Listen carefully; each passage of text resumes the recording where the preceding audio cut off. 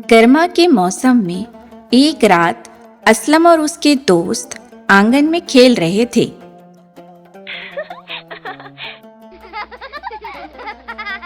असलम की नजर एक जुगनू पर पड़ी।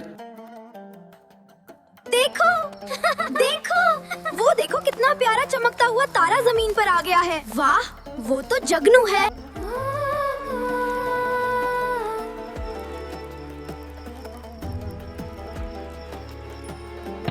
वो दौड़कर बोतल ले आया और उस छोटे से चमकते जुगनू को बोतल में बंद कर दिया।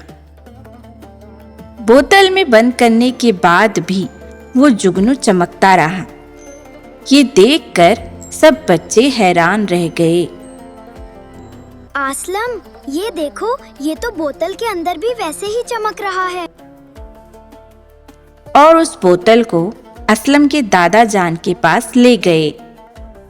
दादा जान ने जुगनू को फौरन छोड़ देने का हुक्म दिया और कहा, इस छोटे से कीड़े से हमें सबक हासिल करना चाहिए।